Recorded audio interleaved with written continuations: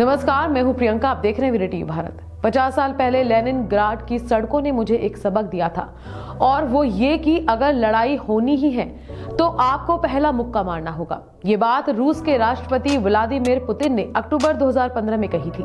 आज जानते हैं व्लादिमीर पुतिन के इतिहास के बारे में और जानते हैं क्यों है वो इतने शक्तिशाली। 7 अक्टूबर 1952 को सोवियत संघ के लेनिनग्राड में व्लादिमीरोविच पुतिन और मारिया इवानोवना के घर व्लादिमीर पुतिन का जन्म हुआ। वो अपने माता पिता की तीसरी संतान थे। उनके 2 बड़े भाइयों की बचपन में ही बीमारी से मौत हो गई थी। यही पुतिन आगे जाकर खुफिया एजेंसी KGB के जासूस बने और फिर रूस के राष्ट्रपति। पुतिन के दादा सोवियत नेता व्लादिमीर लेनिन और जोसेफ स्टालिन के पर्सनल कुक थे। पुतिन के पिता सोवियत नेवी में तो उनकी माँ एक फैक्ट्री में काम किया करती थी। सितंबर 1960 से पुतिन ने अपने घर के पास के ही एक स्कूल से पढ़ाई शुरू की। उन्होंने सेंट पीटर्सबर्ग स्टेट यूनिवर्सिटी से कानून की पढ़ाई की। 1975 में पुतिन ने सोवियत संघ की खुफिया एजेंसी KGB को ज्वाइन किया। करीब 16 सालों तक जासूस का काम करने के बाद पुतिन ने अपने पद से इस्तीफा दे दिया और राजनीति में आ गए।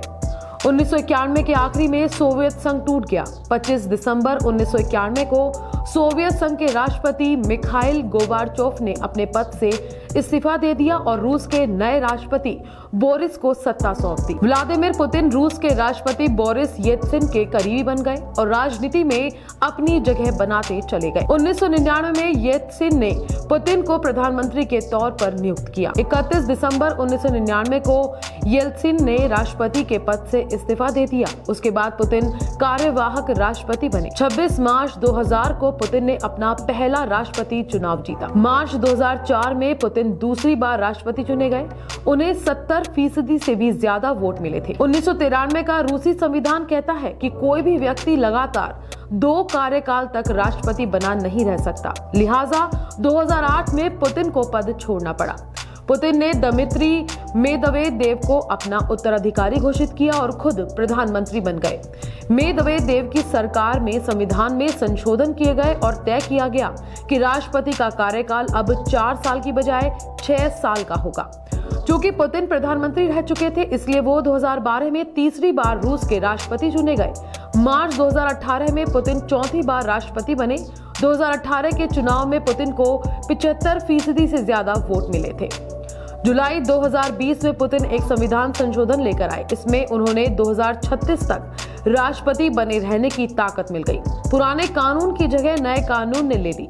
इसलिए पुतिन 2024 में फिर से राष्ट्रपति का चुनाव लड़ सकते हैं। 2024 के बाद 2030 में राष्ट्रपति चुनाव वापस होंगे। इस तरह पुतिन चाहे तो 2036 तक राष्ट्रपति बने रह सकते हैं। अभी अमेरिकी सुपर पावर है, लेकिन रूस भी सुपर पावर बनने की ओर कदम बढ़ा रहा है। रूस अमेरिका के बाद एक दिन में सबसे ज्यादा तेल उत्पादन करने वाला देश है। रूस हर दिन 10 बैरल से ज्यादा तेल का उत्पादन करता है। डिफेंस सेक्टर में भी रूस अमेरिका को टक्कर दे रहा है। दुनिया में रूस की सेना अमेरिका के बाद दूसरी बड़ी सेना है।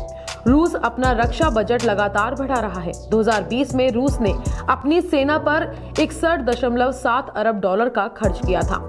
सबसे ज्यादा परमाणु हथियारों के मामले में रूस अमेरिका से भी आगे है।